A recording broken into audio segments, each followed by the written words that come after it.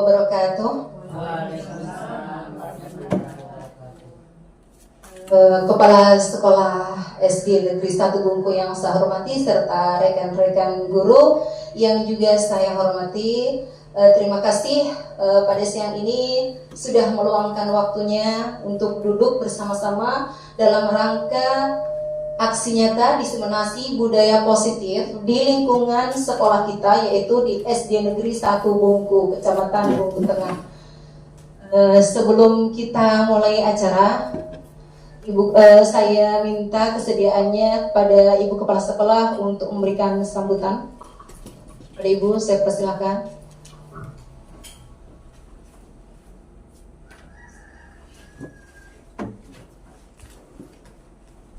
Bismillahirrahmanirrahim. Assalamualaikum warahmatullahi wabarakatuh. Ibu Bapak yang saya hormati, pertama-tama mari kita panjatkan puji syukur kehadirat Allah Subhanahu wa Ta'ala, karena dengan izinnya lah sehingga kita pada siang hari ini akan melaksanakan menghadiri satu kegiatan CGP kita, Ibu Alfi Nurlaini Al-Zahra, untuk melaksanakan satu aksi nyata dalam program calon guru penggerak di acara diseminasi budaya positif di SDN 01 Bungku, Kecamatan Bungku Tengah. Tak lupa kita haturkan salawat dan salam atas junjungan kita Nabi besar Muhammad Sallallahu Alaihi Wasallam beserta keluarga dan para sahabatnya. Semoga kita menjadi pengikut beliau sampai akhir zaman. Bapak Ibu guru yang saya hormati, sepatutnya kita ikuti kegiatan ini dengan seksama, dengan serius, karena ini adalah modal kita untuk menjadikan sekolah kita ini untuk mewujudkan visi misi sekolah dan visi misi calon guru penggerak. Dengan itu saya ucapkan banyak terima kasih atas waktu dan kesempatannya untuk mengikuti kegiatan ini. Dan tak banyak saya berikan amanat atau penguatan. Pada intinya kita ikuti dengan seksama sebagai bekal kita untuk mewujudkan sekolah yang kita harapkan di masa akan datang. Akhirnya saya akhiri. Assalamualaikum warahmatullahi wabarakatuh. Terima kasih Ibu Kepala Sekolah. Jadi begini ya. Saya berdiri di sini sebetulnya bukan karena saya yang paling hebat di sini atau saya paling pintar, tidak, atau saya merasa lebih pintar, juga tidak. Saya di sini berdiri di hadapan Bapak Ibu karena memang saya diberikan tugas untuk menyebarkan apa yang telah saya pahami selama saya mengikuti program guru penggerak ini. Jadi saya akan berbagi pengalaman saya, baik itu pengalaman yang baik ataupun mungkin nanti ada juga pengalaman yang perlu ditingkatkan ya, karena kurang baik selama ini yang saya lakukan. Jadi ini diseminasi ya, penyebaran pemahaman dan penerapan budaya positif di lingkungan sekolah kita. Ya, saya mohon. Jadi meskipun ini kita sudah siang ya, sudah sebetulnya ini jam kritis. Kita harus istirahat, tapi kita insya Allah tetap di sini. Semoga nanti apa yang kita dapat di sini akan bermanfaat bagi siswanya kita. Ya, jadi lanjut. Ya, kita ice breaking dulu ya. Ya, supaya lebih semangat sedikit. Ya, saya minta supaya Bapak dan Ibu bisa maju ke depan. Ya, maju ya. Ya, sedikit dulu. Ayo maju. Ibu Rosia, mari. Iya, mari. Tidak, Pak.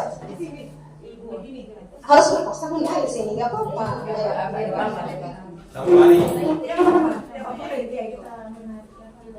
Nah, ini ice breaking-nya ini judulnya menangkap elit. Ya, jadi Saya minta supaya tangan kanan diangkat seperti ini, tangan kiri juga diangkat tapi telunjuknya diletakkan di depan telapaknya teman. Nah, kayak gini.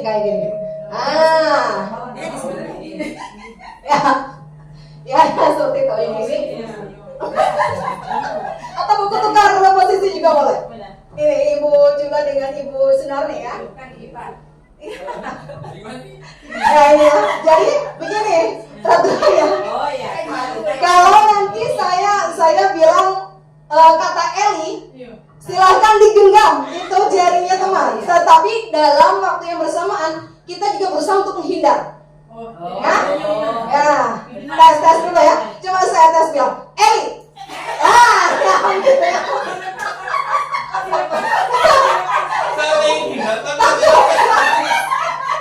Ya ini tuh melatih konsentrasi kita ya. Ya. Pokoknya hindari supaya tidak ditangkap. Tapi dalam saat bersamaan harus juga menangkap jarinya teman. Ya baik, bisa dimulai. Konsentrasi. Kalau bisa mana coba? Konsentrasi. Konsentrasi dimulai. Iya. Jadi dengar. Di sebuah desa kecil di kaki bukit, hiduplah sebuah keluarga dengan 3 anak kembarnya yang bernama Ella.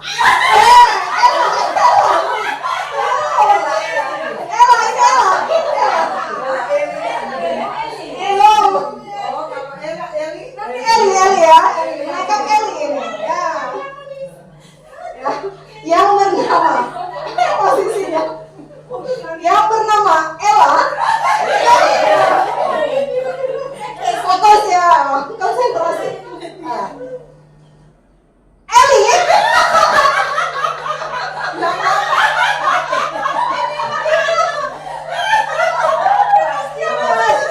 Siapa yang tertangkap ini? Ya baik, lanjut dilepas lagi ya. Nah, saya lanjutkan ceritanya. Posisinya seperti tadi. Ya, jadi 3 anak kembar tadi itu namanya saya ulang. Ini tidak saya tangkap, saya tinggal ulang ya. Tadi Ella, Eli dan Elo ya sebetulnya itu namanya. Ya. Ella, Eli, Elo. Iya. Nah, pada suatu hari tiba-tiba Ella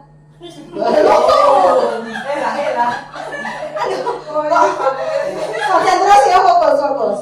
Ya, pada suatu hari di pagi hari tiba-tiba Ella pergi meninggalkan rumah sebagai saudaranya Ella dan Eli.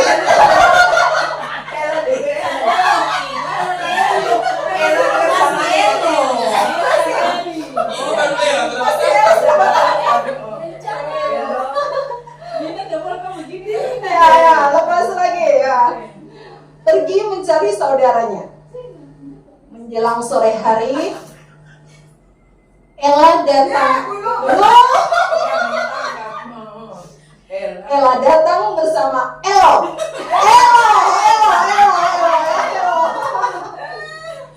Ya, ibunya pun heran. Di mana Eli?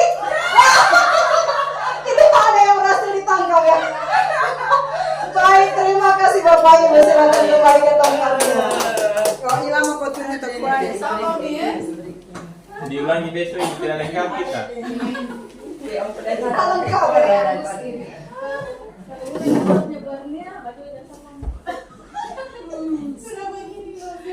Ya, jadi menyenangkan ya sambil bermain. Jadi seperti itu juga siswanya kita, kalau kita ajak bermain juga pasti bahagia. Ya. Jadi kita masuk ke materi.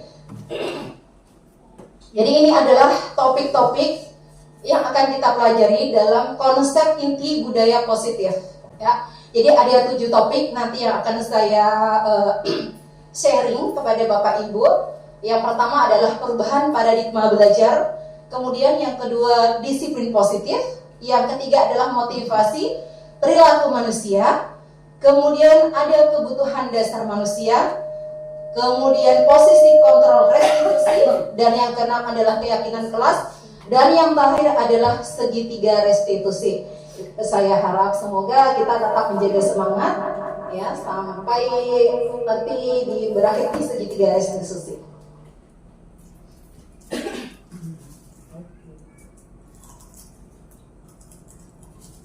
Pembahasan pertama kita yaitu perubahan paradigma belajar. Ya, paradigma belajar. Jadi selama ini kita itu belajar dengan cara bagaimana. Nah, ini akan kita ubah ya. Paradigma belajar ini merupakan pergeseran paradigma atau pola pikir cara kita ya belajar dari stimulus respon menuju ke teori kontrol. Pembelajaran ini dirancang berdasarkan prinsip pembelajaran berdiferensiasi. Ya, saya yakin ini kalau yang sudah IKM sudah menerapkan diferensiasi, Bu ya. Ibu Snarni bagaimana sudah diterapkan ya? Yang bagaimana ya ini? Kalau kelas ini ada yang sudah terapkan ini. Ya, tujuannya adalah ini sehingga para murid itu belajar sesuai dengan kebutuhannya berdasarkan tahap perkembangan sesuai dengan teori psikologi modern untuk mewujudkan profil pelajar Pancasila. Jadi inilah tujuan kita akhir itu sebetulnya ini. Ya, kita itu ingin mencapai profil pelajar Pancasila. Apa semua itu? Itu ya ada 6 dimensi, yaitu beriman dan bertakwa kepada Tuhan Yang Maha Esa serta berakhlak mulia, kemudian berkebinekaan global, kemudian bergotong royong, kreatif, bernalar kritis, dan mandiri. Ini tujuan akhirnya. Terus yang bagaimana sih itu diferensiasi itu? Jadi ibaratnya begini, Ibu Sunarni suka menanam ya,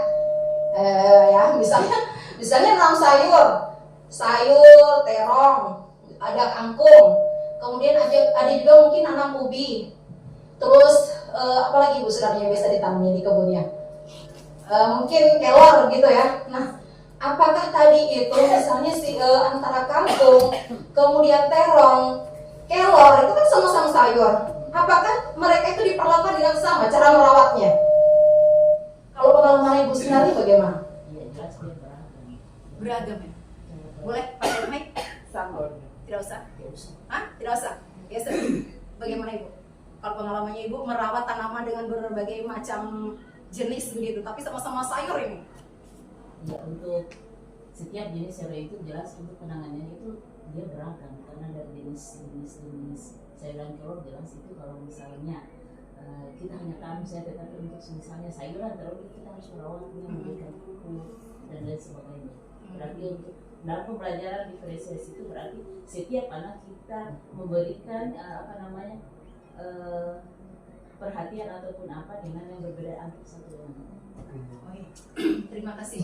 Ya, luar biasa, berarti Ibu sudah memahami betul diferensiasi. Jadi seperti itulah teman-teman, diferensiasi ini itu ibarat kalau kita menanam ya berbagai macam sayur yang kita tanam, sama-sama sayur tetapi perlakuannya berbeda. Ada yang cuma disiram seminggu sekali cukup, ya. Ada yang 3 hari sekali. Bahkan yang harus ada diperhatikan betul-betul itu setiap hari, ya. Nah, begitu juga dengan siswanya kita. Ya, inilah diferensiasi. Jadi bagaimana kita merancang sebuah pembelajaran supaya setiap anak yang memiliki karakter berbeda-beda itu terpenuhi kebutuhan belajarnya.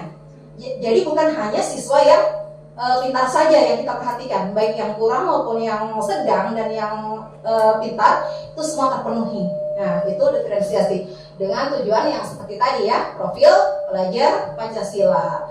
Ya. Nah, ini adalah miskonsepsi tentang kontrol. Ya, miskonsepsi. Ibu Roni mungkin bisa menjelaskan arti miskonsepsi. Istilah. Ya. Ibu Lina bisa bantu menjelaskan miskonsepsi. Apa sih miskonsepsi? Ini kayak begini ya, kayak kesalahpahaman ya. Ya, konsepnya kita itu selama ini ternyata sudah salah gitu. Ya, sudah salah menilai bahwa tentang kontrol. Kita selama ini meyakini bahwa guru itu bisa mengontrol murid. Kemudian semua penguatan positif yang itu efektif dan bermanfaat bagi murid. Yang kita yakini selama ini. Kemudian kritik dan membuat orang merasa bersalah itu dapat memuatkan karakter. Kemudian orang dewasa memiliki hak untuk memaksa. Nah, keempat-empatnya ini menurut Dr. William Glasser ini ternyata hanya ilusi. Ya, itu ilusi hanya yang kita sendiri yang ciptakan. Kenyataannya bukan seperti ini. Ya, misalnya kalau misalnya ibu Senar nih kalau pergi ke sekolah pagi-pagi itu kira-kira karena apa Ibu? Kita takut mau ditegur atau memang dari dalam diri ingin berangkat sekolah mengajar siswanya? Ya, panggilan dari panggilan dari kecil kita, dari mulai yang kecil kita bahwa kita ini. Ya, terima kasih Ibu. Kalau misalnya Ibu Ania, ya Ibu Ania ini kan kita sama ya punya anak kecil ya ketika mengajar.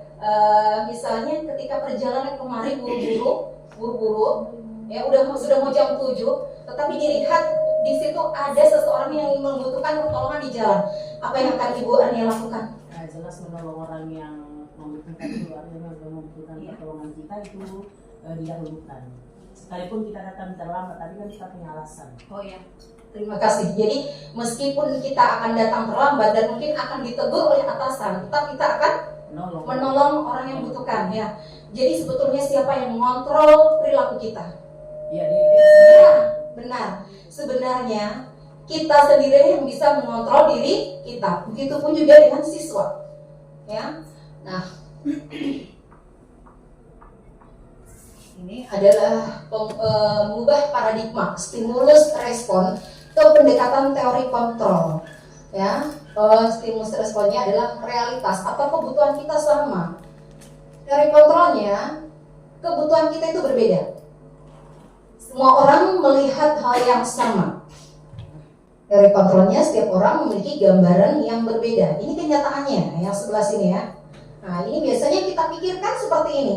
Ini yang bisa kita pikirkan, ini ilusi. Kenyataannya seperti ini ya. Saya bisa mengontrol orang lain. Nah, kenyataannya itu Anda tidak bisa mengontrol orang lain. Orang lain itu yang bisa mengontrol dirinya sendiri. Ya. Perilaku buruk dilihat sebagai suatu kesalahan. Nah, ini biasanya kita begitu ya. Nah, tetapi kenyataannya bahwa semua perilaku itu sebetulnya memiliki tujuan. Meskipun mereka itu melakukan hal yang negatif, itu pasti ada tujuannya. Nah, ini berkaitan dengan gambar. Siswa yang datang pagi-pagi, ini jelas sebelum apel dimulai. Kemudian ada yang mengikuti pramuka, meskipun itu semakin sedikit ya. Lalu ini, kemudian kira-kira siapakah yang membuat murid menjadi disiplin? Apakah siapa ya? Kemudian bagaimana membuat murid agar disiplin? Ya, Ibu Marlina bisa memberikan pendapatnya? Terima kasih atas kesempatan yang diberikan ya. Untuk pertanyaan nomor 1, siapakah yang membuat murid menjadi disiplin? Untuk pendapat saya pertama yaitu dari guru sendiri dulu memberikan contoh, kemudian siswanya sendiri juga harus memberikan contoh juga, walaupun misalnya belum ada perintah dari guru, tetapi kalau siswa itu sudah ada pembelajaran baik dari rumah, pendidikan yang baik, tentu sudah memperlihatkan itu disiplin datang di sekolah. Kemudian juga barangkali tata tertib yang berlaku di sekolah yang mengharuskan yaitu murid itu harus lebih disiplin, yaitu terutama datang lebih awal. Ya, untuk yang kedua, bagaimana membuat murid agar disiplin? Yang pertama yang memberikan contoh juga adalah guru-guru. Ya, kemudian juga tata tertib aturan di sekolah harus kita tegakkan. Kemudian murid itu juga harus mengikuti apa yang kita sudah tanamkan atau kita berlakukan di sekolah. Ya, seperti itu saja. Terima kasih. Terima kasih Ibu Marlina, luar biasa jawabannya ya. Jadi kita membutuhkan keteladanan ya, keteladanan, kemudian juga kita membutuhkan peraturan yang jelas sehingga murid itu bisa tahu, ya bisa mengambil sikap. Kemudian lanjut, baik. Nah ini apa sih itu disiplin positif ya?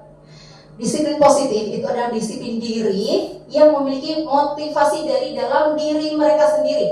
Ada motivasi intrinsik, ya. Kemudian disiplin ini juga mempelajari bagaimana cara kita mengontrol diri dan bagaimana menguasai diri untuk memilih tindakan yang mengacu pada nilai-nilai yang kita hargai berdasarkan nilai-nilai kebajikan universal. Nah ini ya, ada motivasi internal. Jadi sebetulnya tadi di gambar sebelumnya ada siswa yang datang pagi. Ya Ibu, saya tanya dulu ya. Di kelasnya Bapak Ibu ada tidak? Mungkin Bapak Ibu tahu siapa yang setiap hari itu siswa itu pasti datang duluan? Ada di kelas. Nah, di kelas Ibu Ari ada? Kelasnya Ibu. Belum tahu karena saya dalam. Oh iya. Kalau di kelasnya Ibu, kelas 1 bagaimana kelas 1? Ada tidak yang setiap hari itu konsisten dia datangnya pasti awal? Ya lebih awal dari teman-temannya malah. Di kelas 3 ada Ibu? Ada ya? Nah, di kelas 1 tadi ada ya? Kira-kira Bapak atau Ibu tadi itu pernah tidak menyuruh mereka, kamu harus datang lebih awal ya, setiap hari begitu? Tidak pernah disuruh padahal ya. Ibu juga pastinya tidak disuruh padahal ya. Tetapi mereka mampu mengontrol dirinya sendiri. Ya, bahwa mereka itu harus datang. Berarti mereka ada suatu keyakinan yang telah dia pegang dalam dirinya. Nah, dia itu berarti anak tersebut sudah memiliki motivasi internal dalam dirinya bahwa meskipun tanpa disuruh, mereka sudah mampu untuk melakukan, memilih tindakan mana yang mengacu pada nilai-nilai yang ini nilai-nilai yang kita hargai berdasarkan nilai-nilai kebajikan universal. Nah, berkaitan dengan nilai-nilai kebajikan universal ini sebetulnya kita lalu sudah pernah bahas. Ya, meskipun waktu itu kita hanya melalui WhatsApp group, ya. Masih ingat mungkin ya nilai-nilai kebajikan universal yang lalu saya minta pendapat dari semua guru, kemudian kita kumpul ya. Yang kita sering gunakan ini adalah yang nomor 1.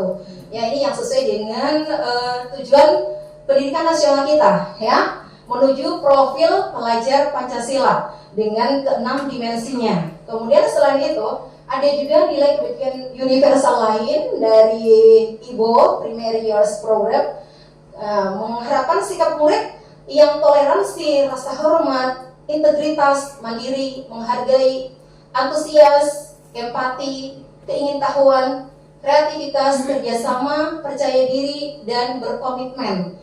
Begitu juga dengan 9 pilar karakter dan petunjuk seumur hidup dan keterampilan hidup.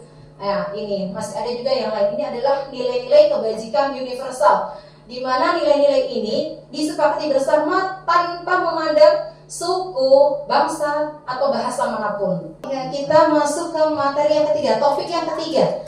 Ya, motivasi perilaku manusia. Ya, bahwa tadi sudah disampaikan di slide sebelumnya, setiap perilaku itu pasti memiliki alasan, meskipun itu perilaku buruk. Ya, tadi bahwa stimulus respon itu mengatakan bahwa perilaku buruk itu sebuah kesalahan. Ya, nah. Kenyataannya, setiap perilaku itu memiliki alasan. Nah, ini alasannya. 1, untuk menghindari ketidaknyamanan atau hukuman. Nah, kemudian biasanya ini yang muncul pertanyaannya adalah apa yang akan terjadi bila saya tidak melakukannya. Ya. Kemudian yang kedua, untuk mendapatkan imbalan atau penghargaan dari orang lain. Ya, jadi ada kalanya kita atau siswa itu berperilaku atau melakukan sesuatu itu karena ingin mendapatkan penghargaan atau dapat hadiah, ya. Nah, kemudian yang ketiga, ini untuk menjadi orang yang mereka inginkan dan menghargai diri sendiri dengan nilai-nilai yang mereka percaya. Biasanya yang pertanyaan akan muncul adalah akan menjadi orang yang seperti apa apabila saya melakukannya, ya. Nah, jadi di antara ketiga ini kira-kira mana yang termasuk motivasi intrinsik? Ya. Juga bisa memberikan pendapat?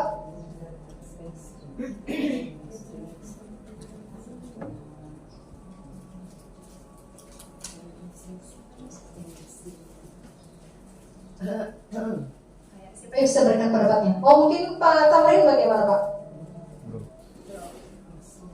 Bu Rastia? Ya, Ibu Arya. Terima kasih atas kesempatan yang diberikan. Kalau menurut saya yang poin pertama untuk menghindari ketidaknyamanan atau hukuman. Ini masuk intrinsik. Ya, kalau menurut saya. Ya. Karena itu intrinsik itu kan berasal dari diri sendiri kan? Diri sendiri. Iya. Benar. Iya. Terima kasih Bu Ania. Ada mungkin pendapat lain? Ibu Roni bagaimana? Motivasi intrinsik ya, yang dimana di antara ketiga ini, yang motivasinya itu timbul dari dalam diri mereka sendiri.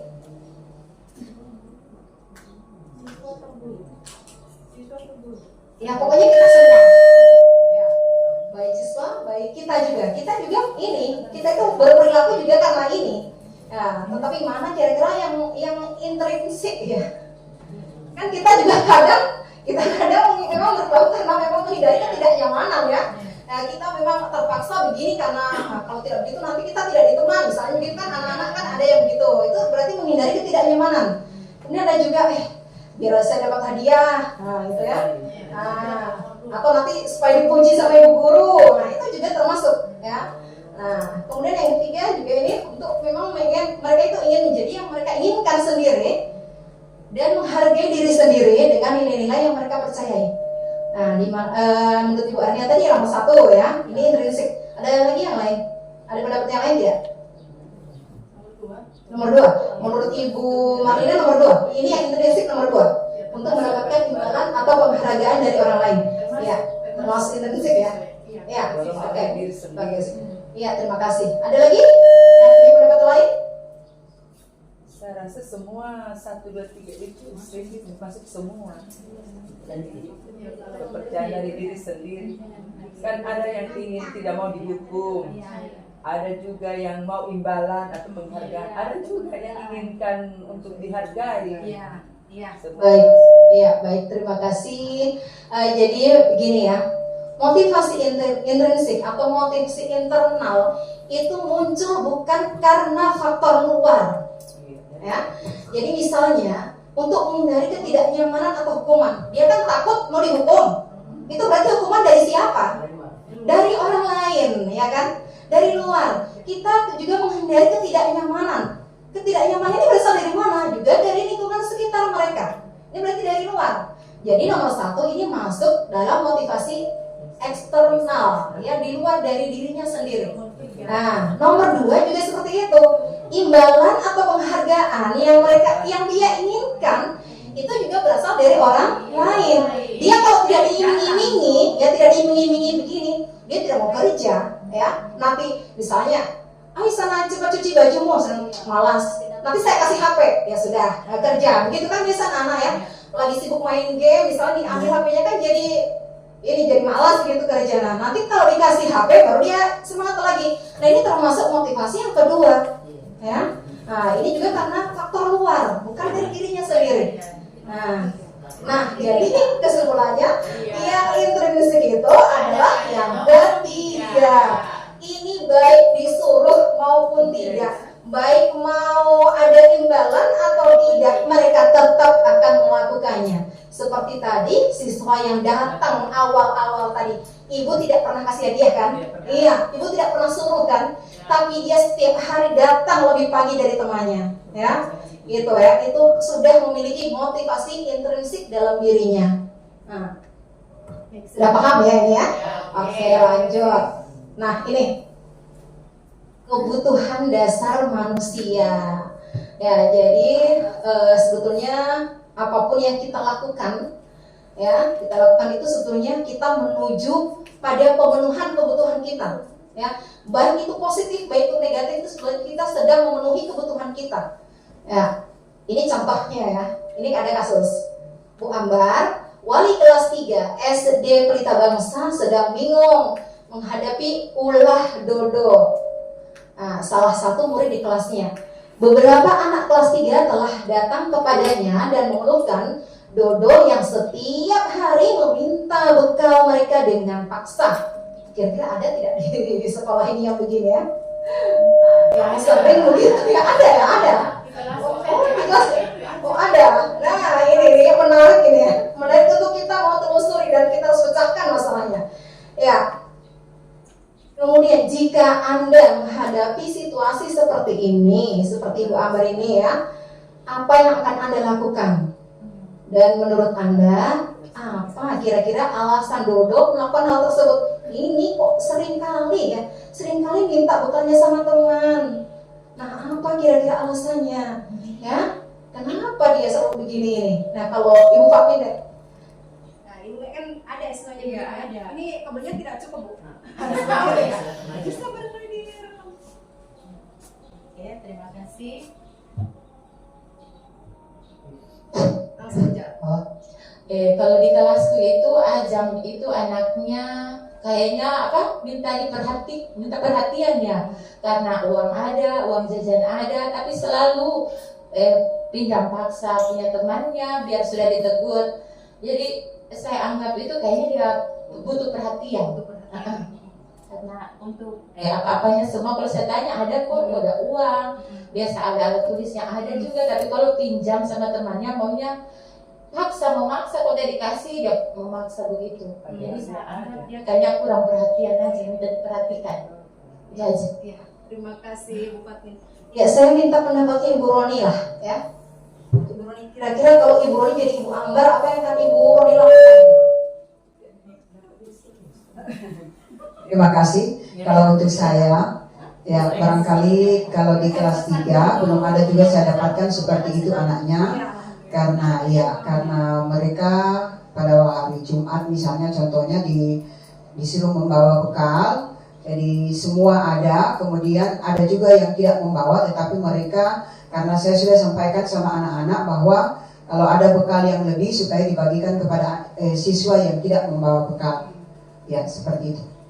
Ya, terima kasih Ibu Roni atas pendapatnya. Ya, jadi kalau Ibu Roni akan menasehati Dodo ya supaya tidak mengulang perbuatan ini karena ini membuat teman-temannya merasa tidak nyaman ya. Silakan Ibu. Ya, silakan. Terima kasih untuk kesekian kalinya. Ya, kalau saya untuk menurut Anda apa kira-kira alasan Dodo melakukan hal tersebut? Yang pertama yang saya akan selidiki sebagai guru ataupun wali kelasnya, saya akan cari tahu apa alasannya si Dodo melakukan hal tersebut. Barangkali dia dari latar belakang ekonomi yang kurang mampu atau tidak mendapatkan perhatian dari rumah atau apa sehingga ditahu seperti apa dicarikan jalan keluarnya untuk kita atasi kelakuan si Dodo tersebut. Ya, kalau seandainya dia hanya butuh perhatian, ya kita nasihati supaya tidak terulang lagi. Atau memang kalau dia dari latar keluarga ekonomi yang tidak mampu, ya bagaimana barangkali wali kelas atau membicarakan kepada kepala sekolah atau pihak sekolah itu bagaimana kita cari jalan keluarnya untuk bisa mengatasi daripada kekurangan dalam hal ini mungkin karena jajannya ya itu, sehingga si Dodo tidak melakukan hal pemaksaan terhadap temannya. Ya, karena itu juga kalau dilakukan terus-menerus, tentu siapa itu anak tersebut yang menjadi sasarannya, tentu lagi akan pulang melapor sama orang tuanya, jadi masalah lagi untuk sekolah lagi. Ya, seperti itu saja barangkali untuk pemahaman saya. Ya, makasih. Baik, Terima kasih Ibu Lina, luar biasa jawabannya ya. Ya, jadi jawaban yang sudah sempurna sudah ini ya. Jadi kita cari tahu dulu alasannya ya. Kalau Ibu Lina begitu tadi ya, cari tahu alasannya, kemudian nanti kita nasihati juga. Iya, baiklah, maka lanjut. Nah ini, berdasarkan Dr. William Glaser ini terdapat 5 kebutuhan dasar manusia. Yaitu yang pertama, kebutuhan untuk bertahan hidup atau survival. Ini termasuk kebutuhan akan makanan, minuman, tempat tinggal, pakaian, rasa aman, kesehatan, bahkan kebutuhan akan biologis ya, atau kebutuhan untuk reproduksi. Nah, ini termasuk bertahan hidup. Kemudian ada kebutuhan akan kasih sayang ya, seperti tadi Ibu Fatmin jelaskan ya. Nah, dan merasa diterima atau love belonging. Ini kebutuhan akan dipedulikan oleh orang lain. Kemudian kebutuhan akan berbagi, tetap terhubung dengan orang lain dan menjadi bagian yang berharga. Kalau kita perhatikan misalnya di kelas kita, ya, ada siswa itu yang pendiam, ya, dia cenderung mengucilkan diri. Nah, itu kemungkinan besar dia ini, yang kedua ini yang dia kurang ya. Dia kebutuhan akan dipedulikan dan kebutuhan akan tetap terhubung dengan orang lain, ini dia kurang. Hanya dia kayak terkesan menarik diri dari teman-temannya. Nah, kemudian yang ketiga yaitu kebutuhan akan kebebasan atau freedom. Ya, ini kebutuhan akan kemandirian, otonomi, memiliki pilihan, mencoba hal-hal baru dan mengendalikan hidupnya sendiri bebas. Ini ada siswa seperti ini kan. Misalnya begini, kita sudah kasih tugas, ayo coba ditulis di bukunya atau digambar saja di situ di buku tulis. Ada anak yang masih bertanya, Ibu boleh tidak saya gambar di kertas APS? Atau Ibu boleh tidak saya gambarnya di buku gambar? Nah ya, ada kan yang begitu adanya anak-anak ya. Nah, anak-anak seperti itu berarti itu menginginkan kebebasan. Dia itu diberikan pilihan. Jadi bukan hanya guru kasih tugas begini, tidak ada pilihan sama sekali. Itu dia tidak suka. Ya, anak-anak yang cenderung menginginkan kebebasan itu ingin ada pilihan. Jadi kalian boleh misalnya nulis di sini, boleh juga di situ. Nah, itu ya. Nah, kemudian misalnya ada juga yang suka mencoba hal-hal baru. Nah, ya, kemudian jadi anak-anak yang ingin kebebasan itu ingin menentukan pilihannya sendiri. Ya. Selanjutnya ada kebutuhan mengenai kesenangan ya, kebutuhan fun ya. Ini butuh bermain ya, seperti kodratnya anak-anak memang menyukai bermain. Kemudian kebutuhan akan humor dan menikmati yang mereka lakukan. Biasa ini ketika kita sudah lagi mengajar serius, ada saja yang menguap atau ada yang tidur-tiduran di mejanya. Ini menunjukkan bahwa mereka sudah bosan. Nah, mereka tidak menikmati apa yang mereka lakukan. Nah, ini berarti apa yang mereka butuhkan? Yaitu kesenangan. Mulailah ketika misalnya sudah 1 jam belajar, kita kasih ice breaking lagi anak. Dia cuma tepuk-tepuk tangan atau nyanyi-nyanyi bersama ya. Itu bisa mencairkan suasana. Ya, kemudian ada juga biasanya atau kita pembelajarannya kita ini kita bisa gunakan dengan metode bermain. Ya, kalau anak kelas 1, 2, 3 ini banyak permainan yang sambil belajar. Nah, kalau anak kelas tinggi bisa juga menggunakan permainan ini kalau digital, permainan digital juga ada yang macam kuisis, itu juga bisa digunakan. Ya. Kemudian kebutuhan yang kelima adalah kebutuhan akan penguasaan atau power. Nah, ini kebutuhan akan harga diri, kemudian diakui pencapaiannya, didengarkan, memimpin dan membuat pengaruh. Ya, saya ingat sama Rehan nih ya. Ya, jadi kebanyakan anak-anak yang kemampuan kognitifnya rendah, itu kan kita kayaknya sama teman-temannya itu memang kurang diakui, ya, kurang diakui kemampuannya. Makanya ketika dia sudah di luar, dia sudah istirahat, itu ingin menunjukkan bahwa dia itu mampu. Makanya kadang anak-anak yang seperti ini, mereka itu ingin menjadi pemimpin di lapangan. Bahkan juga kadang banyak yang menyakiti teman, ya, bahkan menyakiti teman secara fisik. Itu menunjukkan apa? Dia itu ingin menjadi pemimpin. Dia itu ingin didengar dan dia juga ingin diakui pencapaiannya, ya. Nah, makanya kebanyakan justru anak-anak yang kurang di dalam kelas, nanti ketika keluar, nah dia timbul itu sudah muncul semua potensinya. Nah, jadi apa yang harus kita lakukan? Ya, jadi kita melibatkan murid tersebut ke dalam aktivitas yang memungkinkan bahwa pencapaiannya itu bisa diakui, gitu. Ya, next. Nah, ini lalu bagaimana peran kita sebagai guru? Ya, dengan 5 kebutuhan dasar tersebut yang bermacam-macam, dengan karakter juga siswa yang bermacam-macam. Kalau ada 25 siswa yang kita ajar, berarti kita harus memenuhi 25 karakter siswa dengan kebutuhan juga di 25 kebutuhan yang berbeda ya. Nah, ini yang harus kita lakukan ya. Kita cari tahu dulu alasannya dan kebutuhan yang belum terpenuhi.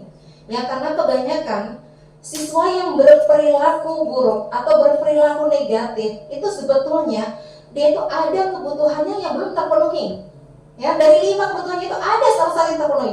Jangankan anak-anak, kita saja orang dewasa juga seperti itu. Kalau ada satu saja yang belum terpenuhi, ya kita akan bertindak menyimpang gitu ya. Jadi setiap orang itu akan berusaha untuk mendapatkan kebutuhannya dengan cara positif. Tapi kalau tidak bisa dengan cara positif, maka mereka akan mendapatkan kebutuhan itu dengan cara yang negatif. Ya. Jadi ini harus dilakukan oleh seorang guru. Jadi lakukan percakapan, ya, ajak dia berdialog, berdiskusi. Kemudian lakukan pendekatan disiplin positif dengan mengingatkan nilai-nilai kebajikan universal tadi. Kemudian yang ketiga, ajak dia untuk melakukan refleksi untuk mengetahui kebutuhan-kebutuhan yang mendasari tindakan mereka. Nah, ini yang dilakukan oleh guru ya. Ini idealnya seperti ini. Ya, sebelum lanjut kita ice briefing dulu ya. Ayo, saya akan coba. Ini perintahnya. Ya biar dulu, boleh berdiri, boleh ya. Oh iya, silakan berdiri. Boleh, kalau gitu mari berdiri. Ya, berdiri.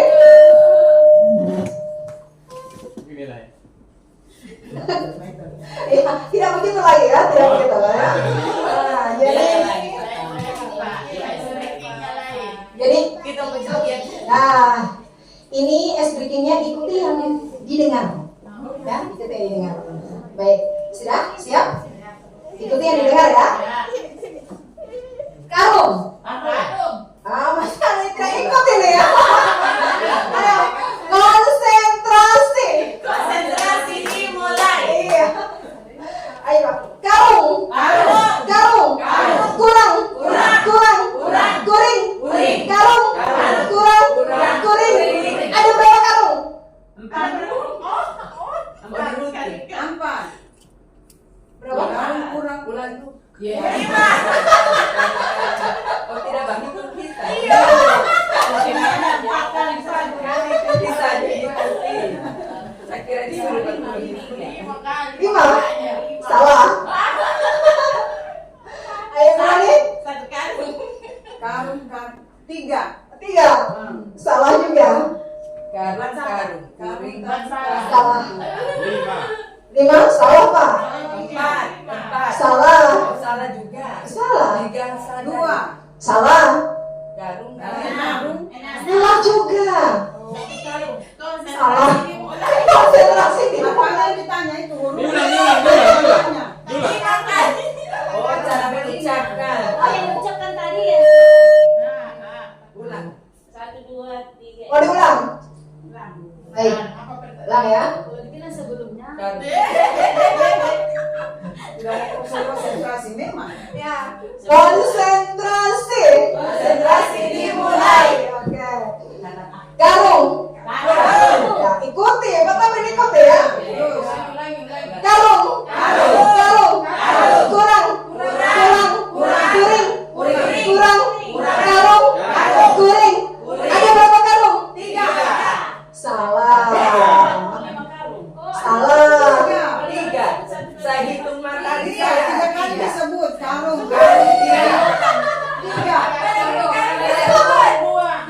Tapi apanya yang ditanya? Hurufnya apa? Ya, benar Ibu Rosia. Bagaimana Ibu Rosia? Ikuti yang didengar. Kok pada menghitung tadi? Ikuti yang didengar. Seharusnya ketika saya bilang ada berapa karung, ibu juga ikuti ada berapa karung. Bukan begitu. Silakan dulu kembali. Ya. Tapi saya ikuti yang didengar, ya. Bukan menghitung. Memang pemahaman bahasa kurang. Iya, ya semoga masih semangat ya. Ya, lanjut. Ini sudah yang kelima ya. Tinggal 3 lagi. 3 dengan ini ya. Posisi kontrol restitusi. Nah, ada 5 posisi kontrol burung menurut Diane Gosden. Ini yang pertama, penghukum, ya, baik hukuman fisik maupun hukuman verbal. Ya, ini biasanya ciri-cirinya nadanya tinggi, kemudian nunjuk-nunjuk, menghardik dan membentak. Ya, temui dan begitu terus. Nah, gitu ya kan? Itu ya sendiri sebetulnya ini kayaknya membicarakan diri saya sendiri ini ya. Ya, jadi dampaknya apa? Kalau kita pada posisi ini, murid jadi pendendam, kemudian tidak menyukai guru. Ya,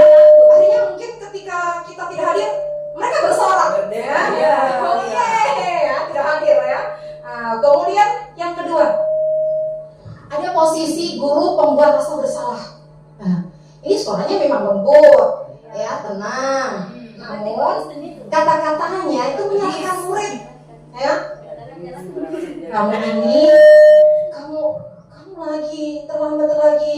Kenapa sih nak? Kamu terlambat lagi. Kamu tidak kasihan apa sama ibu guru atau sama anaknya juga seperti itu mungkin ya. Ya Allah, kamu ini sudah berulang kali ibu kasih tahu, ibu nasihati ya, mama nasihati. Gitu lagi. Kamu tidak kasihan sama mama yang sudah tua, misalnya begitu ya. Atau yang mama sudah kerja kesana kemari banting tulang, kamu kok begini? Nah, ya. Ini adalah posisi pembuat rasa bersalah. Suaranya tenang, tidak tinggi. Tapi dampaknya apa? Ya, anak menjadi rendah diri. Kemudian merasa menjadi orang yang gagal karena dia tidak menemukan solusi. Dia merasa bahwa ternyata sudah salah. Saya menyakiti hati orang tuaku, tetapi saya tidak tahu apa yang harus saya lakukan. Ya, tidak ada solusi. Nah, selanjutnya adalah posisi sebagai teman. Nah, ini nadanya ramah dan cenderung ya. Ini contohnya begini. Kalau misalnya ada anak lambat gitu ya, atau tidak kerja PR, tidak kerja PR lagi pasti. Kamu bedakan dari malam, ya sudah, sana dulu. Nah, kayak gitu ya. Kayak diajak bercanda itu siswanya ya. Atau misalnya ada siswa terlambat, dia tertawa, aduh iya lambat lagi kamu nak, ya. Padahal kemarin sudah lambat loh, sekarang lambat lagi. Kenapa? Kamu lambat lagi kenapa? Begadang ya tadi malam? Ya sudah, serang gak apa-apa, masuk saja. Nah itu ya, ini adalah posisi sebagai teman. Nah, dampaknya apa? Dampaknya murid menjadi tidak mandiri. Ya, kemudian berperilaku baik pada guru tertentu saja. Ya guru yang dianggap teman tadi. Ya, kalau misalnya nanti ada guru lain yang menyuruh, misalnya tolong itu bersihkan, dia tidak mau bergerak gitu. Ya, nanti kalau gurunya sudah yang guru yang dia sukai, yang dia anggap teman menyuruh, apapun dia suruh pasti dia akan lakukan. Nah, ini dampaknya.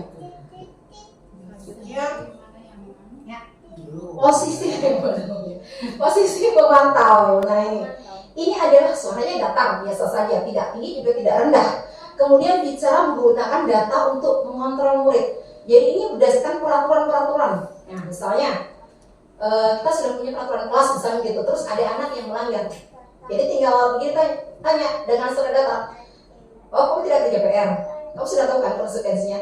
Ya sudah, sana lakukan, ya begitu kan? Setelah konsekuensinya misalnya menyapu, atau konsekuensinya misalnya bayar denda, ya sudah, sana bayar dendanya. Nah itu adalah kontrol sebagai pemantau. Dampaknya apa? Murid itu tidak sepenuhnya akan mandiri, ya. Kemudian dia akan menghitung konsekuensinya. Kira-kira saya akan dapat apa ya? Kira-kira saya akan diapakan ya? Nah itu ya. Nah kemudian dan yang terakhir, ini adalah posisi kontrol sebagai manajer. Ya, maksudnya ini hanya posisi kontrolnya ya, bukan berarti kita nanti tiba-tiba jadi manajer begitu ya.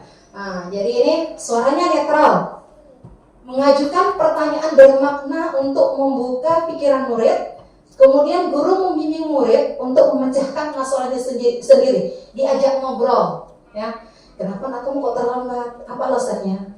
Ya. Terus kira-kira apa yang bisa kau lakukan? Nah, gitu ya. Nah, ini dampaknya apa? Murid memiliki disiplin positif. Kemudian murid juga menjadi mandiri, bertanggung jawab, percaya diri, mampu memecahkan masalah dan berefleksi terhadap tindakannya. Nah, ini saya minta ya supaya ya ini kira-kira di antara 1, 2, 3, 4, 5 ini yang paling sering ya. Kalau saya ini semuanya saya lakukan, tapi saya minta yang paling sering yang mana yang Bapak Ibu lakukan, posisi yang mana tadi ya? Masih ingat tadi yang pertama apa? Ya, yang pertama tadi apa? Ya, sebagai ini menghukum. Ya, sebentar ini saya bagikan ini ya. Ini saya ingat. Tempel di bawahnya situ saja.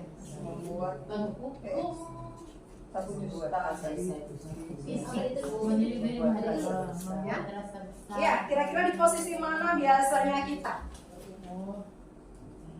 saya posisi 2 saja. Langsung nomornya saja. Tulis nomor saja. Tidak langsung tulis itunya, hukumnya kah, pemantau.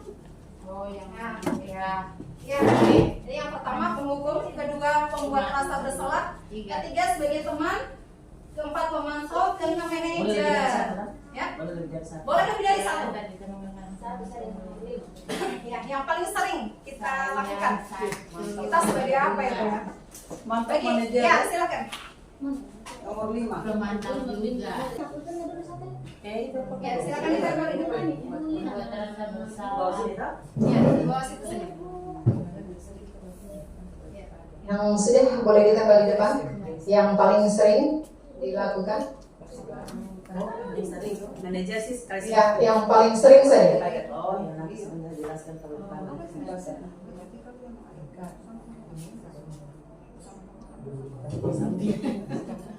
yang sama. Berbeda. Jangan.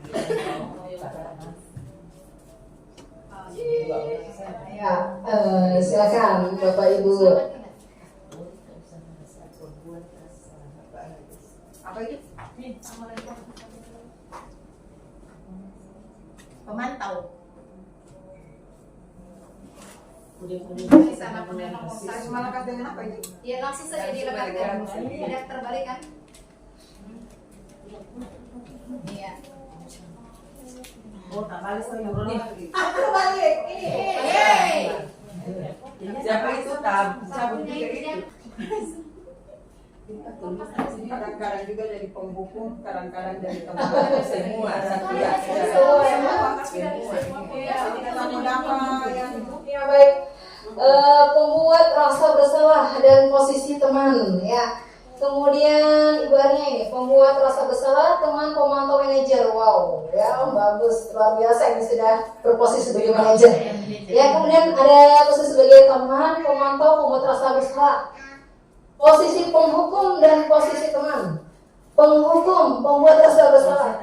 Kemudian penghukum, pemantau dan manajer. Ya, luar biasa ya, ada manajer. Kadang dia menghukum tapi kadang juga sebagai manajer. Kemudian pembuat rasa bersalah dan pemantau. Penghukum, teman, pemantau, manajer. Bagus. Kemudian ya sebagai pemantau dan manajer berarti nih ya. Nada tinggi. Suara lembutnya anak satu ya. Jadi ya ini ya, ini juga saya. Saya sama ya, saya dengan juga sama. Ya, jadi nah, kira-kira menurut Bapak Ibu dari 1 sampai 5 posisi kontrol ini mana yang paling ideal untuk kita lakukan? Iya, kita sepakat ya. Ya, sebenarnya ya ini idealnya ya. Memang ini adalah ini yang diharapkan. Kita itu diharapkan semuanya ke posisi manajer ya. Nah, tetapi yang namanya berproses itu tidak bisa langsung serta-merta ya. Nah, jadi ini ya. Kita akan berusaha untuk berproses semuanya di posisi manajer ya. Ayo. Nah, apakah Bapak Ibu sudah paham tentang posisi kontrol? Ya, yang 5 tadi sudah memahami? Ya, saya mau tanya nih kalau sudah paham ya. Nah, ini ada kasus ini sama. Ini ada beberapa kasus dengan kasus sama. Ya, cuma penanganannya yang beda. Nah, kasusnya adalah pada saat jam pelajaran olahraga, Dodo lagi ya. Dodo tidak memakai seragam olahraga. Terus gurunya bilangnya gini, Pak Guru kecewa sekali dengan kamu. Nah, kira-kira posisi kontrol sebagai apakah aku salah? Batang berdiri. pembuat rasa bersalah. Bagus ya. Ya ini ya kan merasa bersalah ya. Lanjut. Nah, bagaimana Pak tahu ini ya? Ini. Tidak kasih lagi orang dia pasti mau bicara. Nah, kira-kira sebagai apa nih? Pada saat jam belajar Masuk telinga kanan, keluar telinga kiri. Ya, kasusnya masih sama. Cuman ini yang dikatakan oleh guru. Dia sebagai apa ini posisi kontrolnya? Yang keempat tadi. Yang keempat, pemantau. Pemantau ya. Ada yang lain? Yang kedua. Yang kedua yaitu membuat rasa bersalah. Dulu kami memang tidak. Ada lagi? Bertelinga. Ya. Dia tidak. Dari dulu kau memang tidak pernah berubah. tebal telinga. Nah, kira-kira di posisi mana itu? Satu. Tapi Satu. benar. Ini di posisi 1. Dia penghukum. Dia menghukum secara verbal. Dia mengatakan bahwa semuanya itu tebal telinga. Sakit tidak kira-kira itu ya? Sakit hatinya ya. Nah, ini posisi penghukum. Ya, lanjut. Ini yang dilakukan oleh guru. Apa yang bisa kamu lakukan untuk menyelesaikan masalah? Ya, ini apa posisi apa nih? Kamu ini. Ya, benar. Ini posisi manajer. Ini posisi ideal ya. Nah, apa yang bisa kamu lakukan untuk menyelesaikan masalah ini? Jadi siswa diajak untuk mencari solusi sendiri dari masalahnya. Ya, supaya siswa bertanggung jawab dan mandiri. Ya, next. Nah, ini. Nah, posisi apa ini ya? Tempat pemantau. Pemantau, ya. Yang lain. Teman. Ya, Pak Torin? Teman. Dua. Ketiga. Udah besar. Salah. Kamu pakai seragam. Ya, ini ya. Kamu lupa pakai seragam olahraga lagi. Ya sudah, sana ke lapangan. Sebagai teman. Ya, next. Ya, terus kasusnya masih sama ya. Ini yang dilakukan guru. Duduk di pinggir lapangan dan tidak boleh ikut berolahraga. Hukum. Yang lain. Pak Tamrin bagaimana? Satu. Semuanya sepakat satu. Ini sebetulnya pemantau. Ya, dimanapun itu kalau berolahraga pasti harus menggunakan baju olahraga. Itu konsekuensi. Ya, dia tidak boleh ikut olahraga karena tidak pakai baju olahraga. Nah, ya, ini posisi pemantau. Lihat ya, kalau posisi pemantau itu dia sudah ada peraturan, dia tinggal mengatakan dengan data. Berdasarkan peraturan kok konsekuensinya seperti itu. Ya, itu pemantau ya. Oke, lanjut. Nah, oke, ini kita sudah sampai di topik yang ke-6 ya. Keyakinan kelas. Mengapa keyakinan kelas? Mengapa bukan peraturan kelas? Ada bedanya? Apa ya bedanya? Ya, mengapa keyakinan kelas? Mengapa bukan peraturan? Ya, next saja Bu. Next. Ya, nih. Nah, ini answernya. Ibu Lina nih yang paling jauh atau Pak Tamrin ya? Kalau perjalanan kemarin pakai helm tidak? Pakai ya. Nah, Ibu Lina, kenapa pakai helm? Ya untuk menjaga Ya untuk menghindari maksudnya untuk keselamatan di jalan ya, kalau ada terjadi sesuatu maksudnya helm bisa jadi pelindung kepala dan pelindung kepala untuk keselamatan di jalan lah selama berkendaraan. Kemudian juga ya untuk mentaati peraturan lalu lintas ya. Iya. Pak Tamrin ada pendapat yang berbeda? Sama. Oh, sama juga. Yang dekat-dekat siapa nih? Ibu Arnia pakai helm juga? Pakai. Iya, dengan Jangan sampai dekat rumahnya Terima kasih atas kesempatan yang diberikan. Kalau menurut saya karena rumah saya dekat ya, saya menggunakan helm supaya tidak terlalu panas. Menurut saya. Saya juga karena dekat tapi sudah menjadi kebiasaan. Ya. Baik, terima kasih. Jadi tadi jawabannya saya tertarik pada jawaban yang pertama untuk melindungi diri, kemudian untuk keselamatan. Ya, itu berarti kita yakin bahwa meskipun di sekitar sini tidak ada polisi ya, tidak mungkin ada sweeping di sini, tetapi bapak dan ibu tetap menggunakan helm. Ya, itu berarti bapak dan ibu sudah yakin ada nilai yang bapak ibu yakini bahwa dengan memakai helm saya akan selamat, saya akan terlindungi. Ya, nah. Ini ya,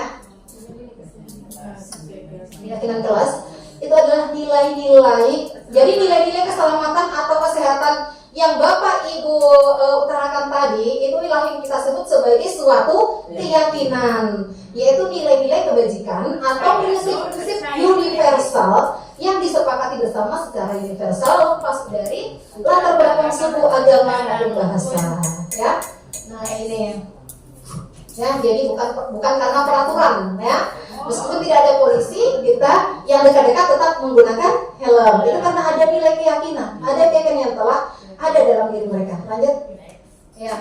Nah ini contoh ya saya harus tampilkan karena memang ini adalah tadi ya saya berbagi pengalaman. Saya harus tampilkan sama Bapak Ibu pengalaman saya dalam menerapkan keyakinan kelas. Aduh, sayangnya Penting kan? supaya ini suaranya Masih besar tuh? Pakai anu kayaknya, pakai ini mic. pakai mic. Iya, di Mic samping. di samping. Coba mana tempat keluar suaranya? Emang kerjanya kalau di belakang.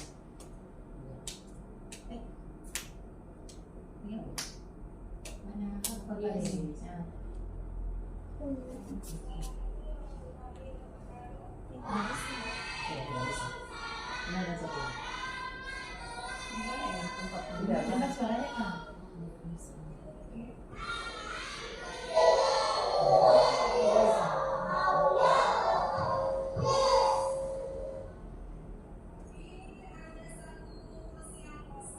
Tidak bisa ya didengar ya? Atau tidak ada? Dapat ingat dulu. Oke. Boleh. Oh itu. Di sini.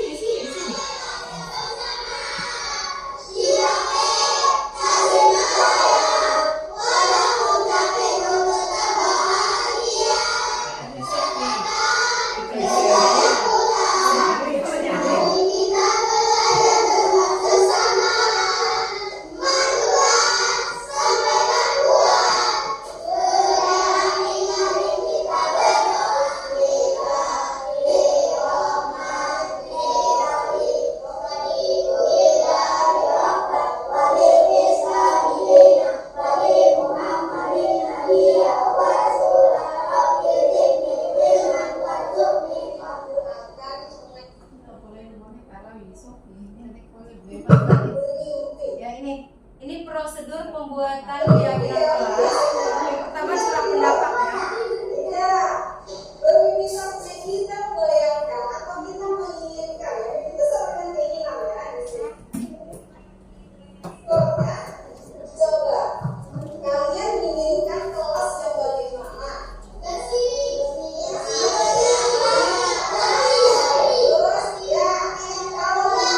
Karena banyak sekali pendapat kalian boleh ditulis di kertas ini. Kalian memimpikan suasana kelas yang bagaimana dan suasana belajar yang seperti apa ya, yang buat kalian nyaman mungkin di dalamnya dan bersemangat. Tuliskan semuanya di sini, boleh lebih dari satu ya. Tapi saya tanya langsung biar tidak salah. Kita berhasil sesuatu hal baik yang kita bawa itu benar, harus dilakukan ya. Kita makan sesuatu dari kita bilang kita akan menjadi baik buat jaga doa. Bapak yang akan adalah dengan menuliskan kelas impian kalian ya. Kelas kelas bagaimana yang kalian inginkan. Kelas suasana yang bagaimana yang kalian rasakan.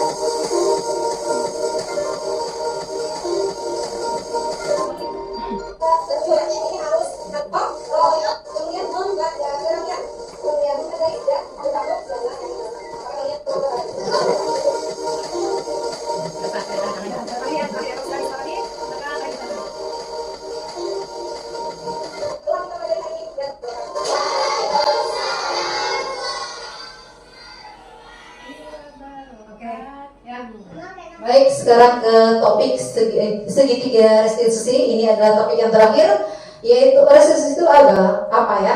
Restitusi itu adalah proses menciptakan kondisi bagi murid untuk memperbaiki kesalahan mereka sehingga mereka bisa kembali pada kelompok mereka dengan karakter yang lebih kuat. Ini berdasarkan pendapat dari Diane Gosden ya.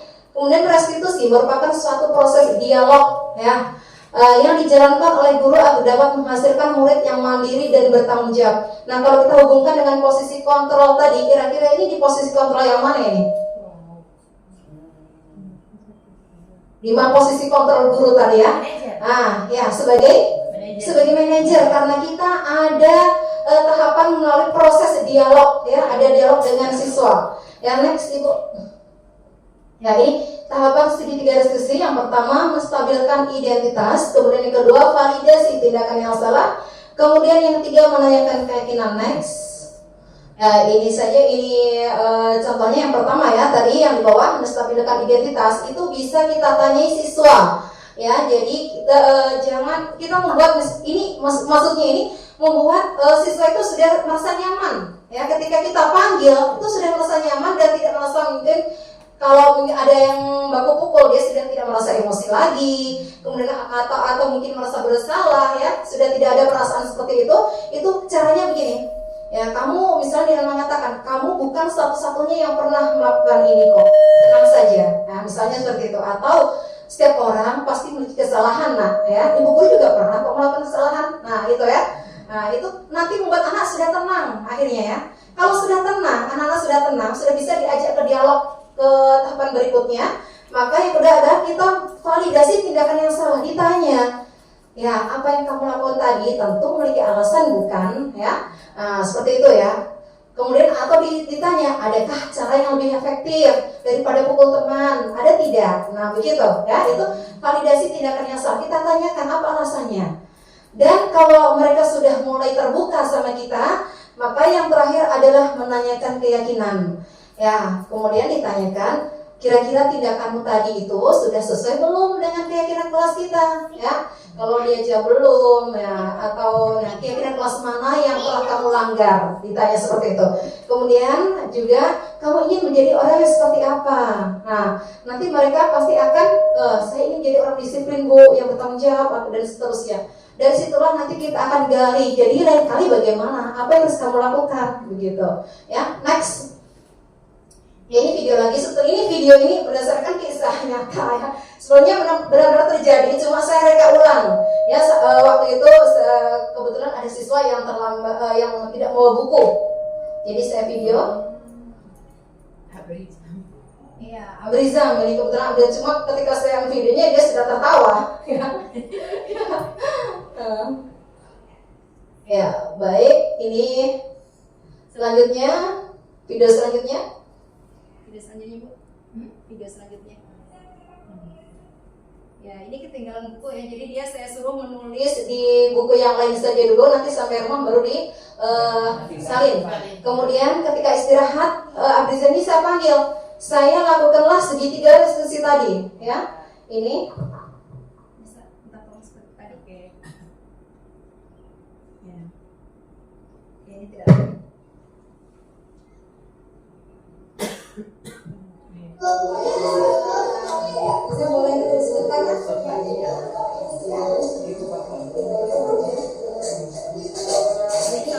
Jadi agak ribet ya. Sebelumnya ya saya mengambil waktunya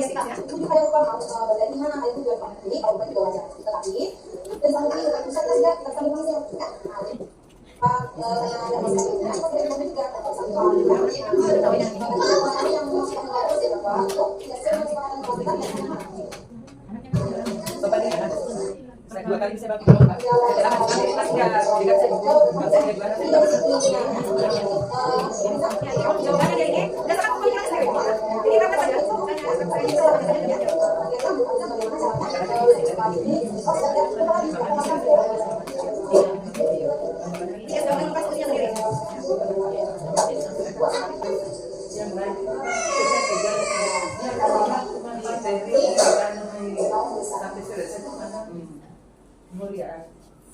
Kalau saya tidak padu. Nah ini apa namanya responnya dia setelah saya lakukan segitiga restitusi ya. Warahmatullahi wabarakatuh. Perkenalkan nama saya Abrina.